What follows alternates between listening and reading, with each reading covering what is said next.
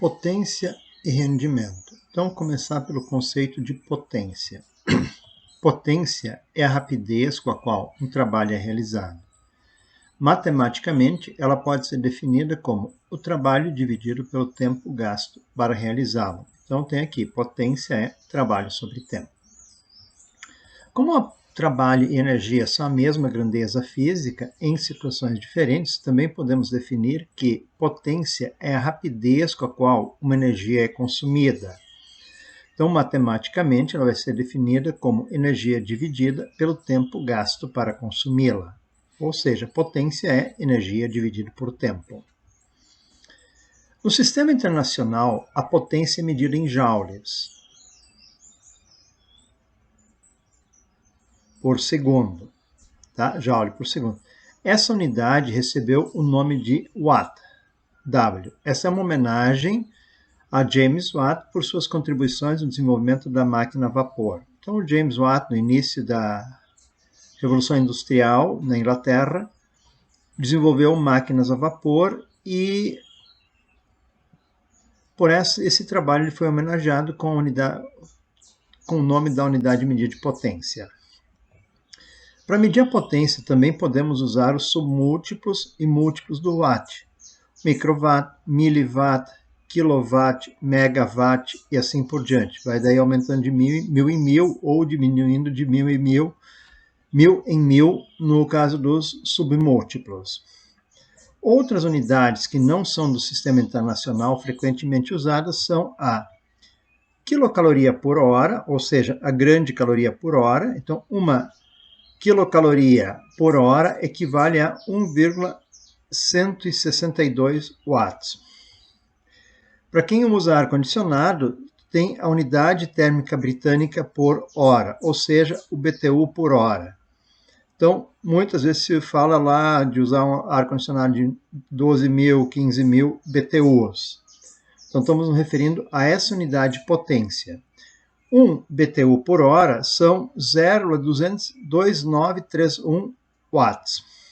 E o cavalo vapor, 1 CV, são 735,5 watts.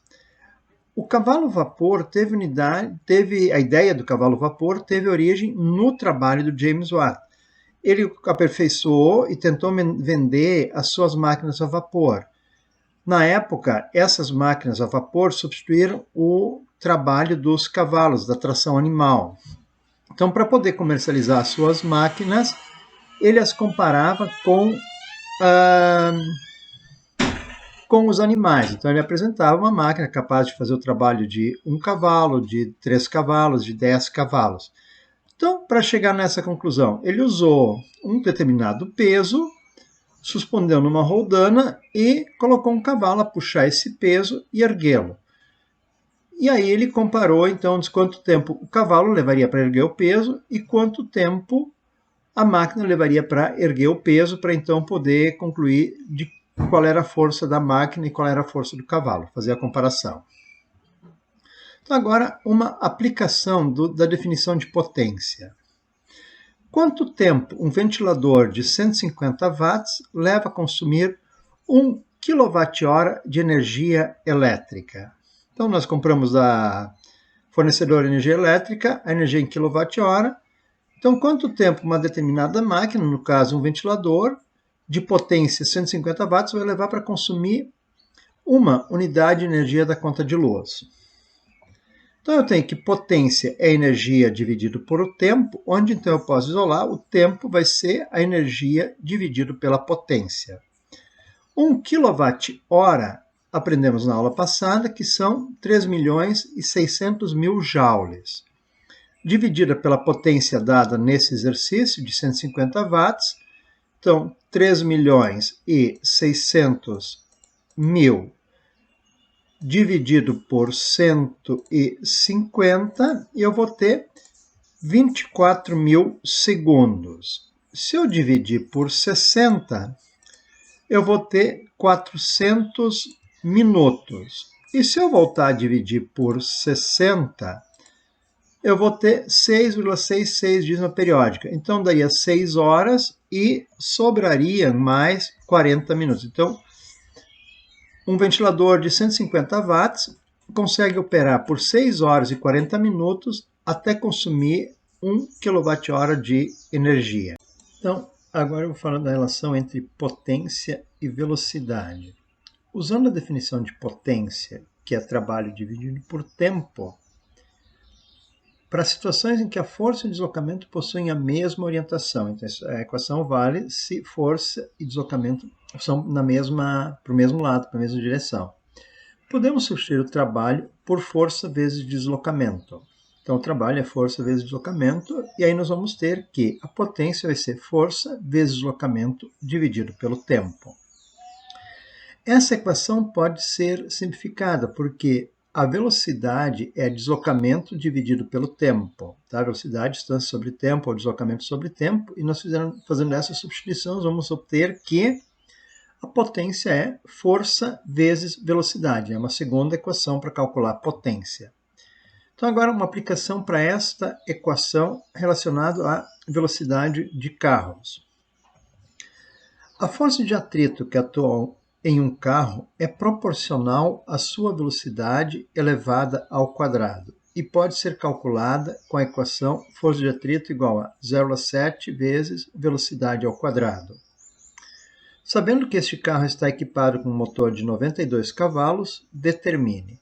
Então, nessa equação aparece o termo 0,7, que está relacionado com a aerodinâmica de um carro. Então, um carro que tem uma aerodinâmica melhor vai ter esse fator aqui menor. Se a aerodinâmica do carro for pior, esse número aqui vai ser maior, mas a ideia da força de atrito para velocidades um pouco maiores é que a força de atrito é proporcional à velocidade elevada ao quadrado. Então, levando isso em consideração, a primeira pergunta, a força de atrito que atua sobre o carro a 45 km por hora. Então, se o carro está a 45 km por hora, qual é a força de atrito que vai atuar no carro? Então, a força de atrito é 0,7 vezes a velocidade ao quadrado. Então, substituindo, 45 dividido por 3,6 é 12,5.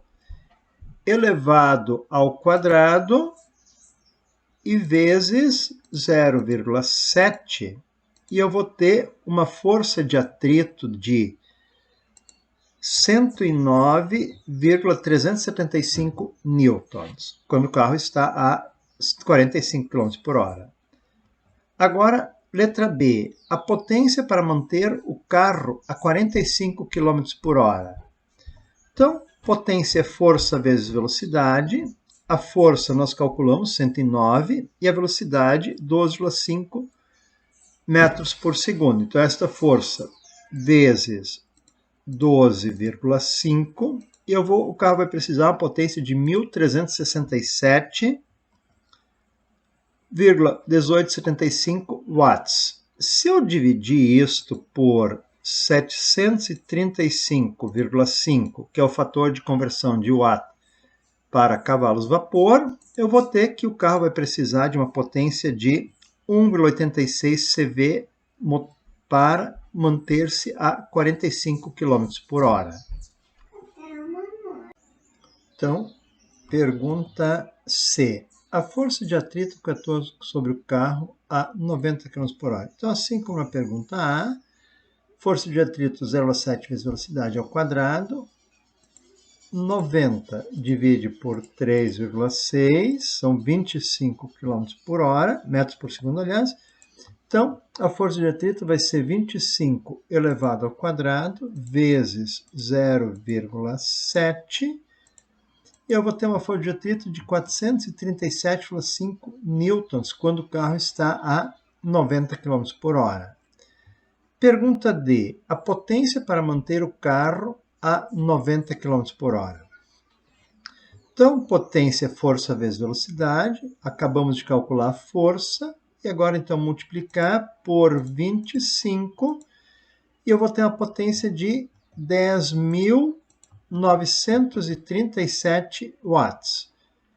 Dividido por 735,5, quando o carro está a 90 km por hora, ele precisa de que o motor faça uma potência de 14,87 CV para manter esta velocidade, vencendo a força de atrito. E a pergunta é a maior velocidade que esse motor pode manter o carro. Então, eu tenho aqui a potência é força vezes velocidade. A força está dada aqui, é 0,7 vezes velocidade ao quadrado. Vou substituir nesse lugar da velocidade. Então, eu tenho potência é 0,7 vezes a velocidade ao quadrado vezes velocidade. Ou seja, a potência é 0,7 vezes a velocidade ao cubo. Onde agora eu posso isolar que a velocidade ao cubo é igual a potência dividido por 0,7. Ou seja, a velocidade é a raiz cúbica da potência dividido por 0,7. A potência são 92 CVs, que é a potência máxima do motor, vezes 735,5 para passar para watts, e dividir por 0,7. E aí eu tenho que a velocidade vai ser igual a raiz cúbica de 96.665. Então, a segunda função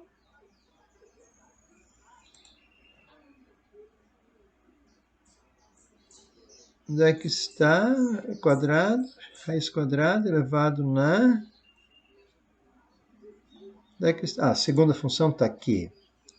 Raiz cúbica de 96.000, 45,894 metros por segundo, vezes 3,6, então vai dar a velocidade 165,2 km por hora. Essa vai ser a velocidade máxima que o motor vai conseguir manter o carro. Então, observe aqui, de 45 para 90 km por hora, a potência que o carro precisa, portanto, se está a 45 km por hora, não é que o carro tem um motor de 92 CV que ele vai estar usando os 92 CV, ele vai só usar 1,86 CV para andar a 45 km por hora. O restante está na reserva, se o cara quiser acelerar mais ou subir o morro, ele tem potência do motor para fazer isso.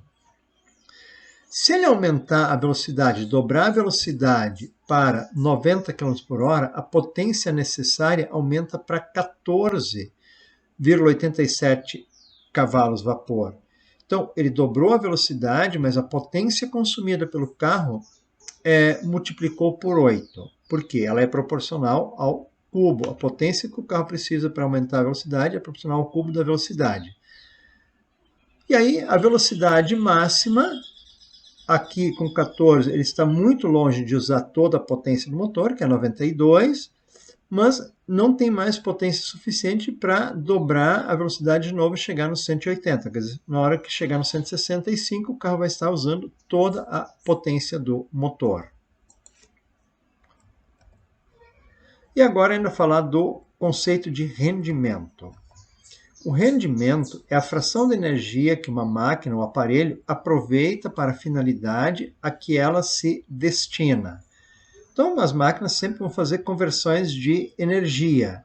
Só que uma parte dessa energia vai ser convertida para uma finalidade que tem interesse para as pessoas e a outra parte vai ser energia que não vai ser aproveitada, que então é chamada de energia dissipada.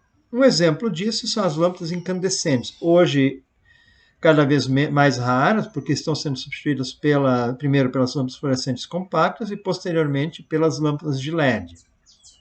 Então, uma lâmpada incandescente converte 2,7% da energia que ela consome em luz e o restante é convertido em calor. Então, quando uma lâmpada incandescente usada para iluminação, o seu rendimento é de 2,7%. Mas se ela for usada para aquecimento, ela vai ter um rendimento de 97,3%. Então, é o mesmo aparelho, dependendo da finalidade para qual eu uso, ela pode ter um rendimento diferente, porque ela faz duas coisas com a energia que ela consome. Uma parte ela converte em luz e a outra parte ela converte em calor. Então, depende do que me interessa, se é luz ou se calor, ela pode ter um rendimento diferente.